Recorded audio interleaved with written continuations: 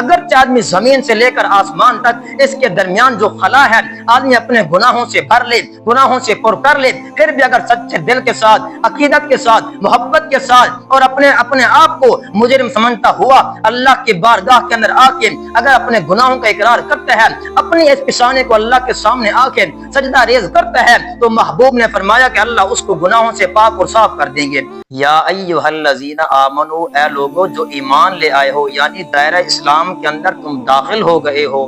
توبو الی اللہ، تم اللہ سے توبہ کرو، اپنے گناہوں کی معافی مانگو، اپنے گناہوں کی مغفرت کا طلب کرو۔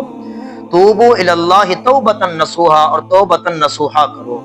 اب اس آیت کریمہ کے اندر اس بات کو بتایا گیا ہے کہ جو آدمی گناہ کر لیتا ہے، جو آدمی برائیوں کو سر انجام دے دیتا ہے، جو آدمی اللہ اور اس کے رسول کی نافرمانی کرتا ہے، تو اس بارے کے اندر اللہ اعلان کر رہے ہیں کہ تم توبہ نصوحا کرو۔ اور حضرت ابن عباس رضی اللہ تعالیٰ عنہ کیا کہتے ہیں؟ حضرت ابن عباس کہتے ہیں کہ توبۃ نصوحا کے بارے کے اندر 3 چیزیں ہیں۔ پہلی چیز تو یہ ہے کہ آدمی جو ہے نا توبۃ نصوحا کے اوپر آدمی شرمندہ ہو جائے، یعنی جس گناہ کو آدمی نے سر انجام دیا ہے اس گناہ کو نہ کرنے کے اوپر شرمندہ ہو جائے کہ میں نے اس گناہ کو دوبارہ نہیں کرنا۔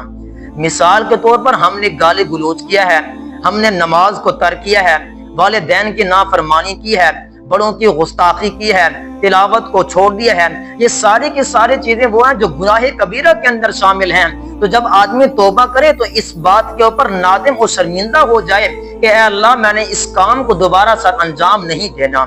دوسری بات یہ ہے کہ اس بات کے اوپر پھر آدمی توبہ اور استغفار کرے، استغفار کرے کہ اللہ میں نے جن کاموں کو کیا ہے، جان بوجھ کر کیا ہے یا بھول کر کیا ہے، میں ان تمام چیزوں کے اوپر میں استغفار کرتا ہوں، تو مجھے اپنی طرف سے معاف کر دے۔ تو حضرت ابن عباس رضی اللہ تعالی عنہ نے اس بات کو وضاحت کے ساتھ بیان کیا ہے۔ اور حدیث پاک کیا ہے؟ اللہ کے پاک پیغمبر نے کیا فرمایا کہ التائب من الذنب کمن لا ذنب لہ، جو آدمی گناہوں سے توبہ کرتا ہے، گناہوں سے معافی مانگتا ہے، گناہوں سے توبہ کرنے والا ایسا ہے، اللہ کے پاک پیغمبر نے فرمایا کہ اس کی مثال ایسی ہے کہ جیسے ایک بچہ ماں کے پیٹ سے پیدا ہوتا ہے، ماں کے پیٹ سے اس کا جنم ہوتا ہے، تو اللہ کے پاک پیغمبر نے فرمایا کہ جس طرح وہ بچہ گناہوں سے معصوم ہوتا ہے، گناہوں سے پاک اور صاف ہوتا ہے، اللہ کے پاک پیغمبر نے فرمایا کہ جب بندہ اللہ کے سامنے جا کے معافی مانگتا ہے، اپنی پیشانی کو جا کے اللہ کے سامنے جا کے سجدہ ریز کر جاتا ہے، گناہوں کا اقرار کرتا ہے، اپنے آپ کے اللہ کے سامنے جا کے حوالے کر دیتا ہے، تو اللہ کے پاک پیغمبر نے فرمایا کہ اللہ تعالیٰ اس آدمی کو اس بچے کی طرح پاک و صاف کر دیتے ہیں۔ اور قرآن کریم کے اندر اللہ کیا اعلان کرتے ہیں؟ ان اللہ یحب التوابین، کہ اللہ تعالیٰ توبہ کرنے والوں کو پسند کرتے ہیں۔ میرے عزیزو، اب آپ کو ایک واقعہ سناتا چلوں۔ حضرت وحشی رضی اللہ تعالی عنہ حضرت حمزہ کے قاتل ہیں۔ حضرت حمزہ کو حضرت وحشی نے قتل کیا تھا۔ اب قتل کرنے کے بعد یہ اللہ کے پاک پیغمبر کے پاس خط بھیجتے ہیں، پیغام بھیجتے ہیں کہ یا رسول اللہ، میں دائرہ اسلام کے اندر داخل ہونا چاہتا ہوں، لیکن میرے درمیان ایک آیت کریمہ ہے جو رکاوٹ بنی ہوئی ہے، والذین لا يدعون مع اللہ الہا آخر ولا يقتلون النفس التي حرم اللہ الا بالحق ولا يزنون ومن يفعل ذلك يلقى اثاما، کہ جو آدمی اللہ کی ذات کے ساتھ کسی کو شریک نہ ٹھہرائے، نہ وہ زنا کرے، اور اسی طرح حضرت وحشی نے کہا یا رسول اللہ، میں نے ان تینوں کاموں کو کیا ہے، کیا میرے لیے کوئی مغفرت کی گنجائش ہے؟ تو میرے عزیزو، ایک آیت کریمہ نازل ہوتی ہے اللہ کی طرف سے، الا من تاب وآمن وعمل صالحا، جو آدمی ان تمام چیزوں سے توبہ کر لے، وعمل صالحا، نیک اعمال کر لے، تو اللہ یہ اعلان کرتے ہیں کہ اللہ اس آدمی کے سارے کے گناہوں کو معاف کر دیں گے۔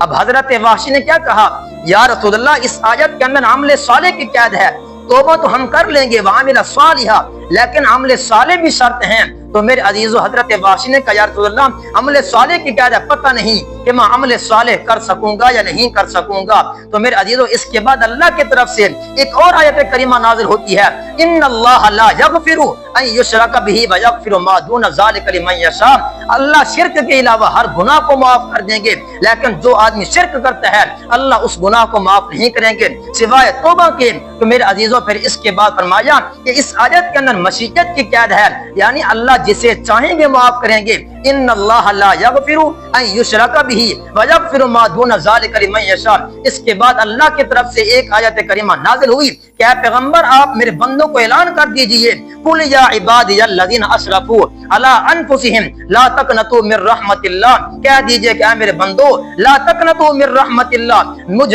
رب کی رحمت سے نا امید نہ ہو جاؤ، اس لیے کہ اللہ تعالیٰ غفور الرحیم ہے، اللہ تعالیٰ بخشنے والا ہے۔ تو میرے عزیزوں بہرحال گزارش یہ ہے آپ تمام احباب سے، میں ہوں یا آپ ہوں، یہ میرے اور آپ کے ذمہ ہے کہ جو آدمی ہیں کہ جنہوں نے اپنی ساری زندگی کو گناہوں کے اندر ڈبو کر رکھ دیا ہے، اللہ اور اس کے رسول کے نافرمانوں کے اندر بسر کر دی ہے، یہ اللہ کے پاک پیغمبر کا فرمان ہے، اگرچہ آدمی زمین سے لے کر آسمان تک اس کے درمیان جو خلا ہے آدمی اپنے گناہوں سے بھر لے، گناہوں سے پر کر لے، پھر بھی اگر سچے دل کے ساتھ، عقیدت کے ساتھ، محبت کے ساتھ اور اپنے آپ کو مجرم سمجھتا ہوا اللہ کی بارگاہ کے اندر آ کے اگر اپنے گناہوں کا اقرار کرتا ہے، اپنی اس پیشانے کو اللہ کے سامنے آ کے سجدہ ریز کرتا ہے، تو محبوب نے فرمایا کہ اللہ اس کو گناہوں سے پاک اور صاف کر دیں گے۔ آج سے آپ عہد کریں میرے عزیزوں، زندگی کا کوئی پتہ نہیں ہے، آج ہم بیٹھے ہوئے ہیں، کل ہم اس محفل کے اندر نہ ہوں، کل ہم اس مجلس کے اندر نہ ہوں۔ جب آدمی اس دنیا سے چلا جاتا ہے، قبر کی پتال کے اندر پہنچ جاتا ہے،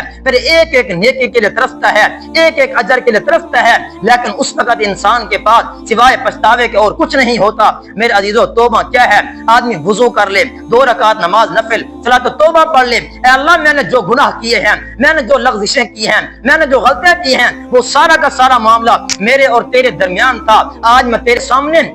عاجزی کر کے انکسارے کر کے اپنے آپ کو خطا گار ٹھہرا کے میں تجھ سے معافی مانگتا ہوں۔ تو ماضی کے اندر ہم نے جن گناہوں کو سر انجام دیا ہے اللہ ہمیں ان تمام گناہوں کو معاف کر دے اور آگے والی زندگی کے اوپر رسول اللہ کی تعلیمات کے اوپر، رسول اللہ کی سنت کے اوپر اللہ کے پاک پیغمبر کے صحیح معنی اطاعت نصیب فرمائے۔ اللہ تعالی عمل کی توفیق عطا فرمائے۔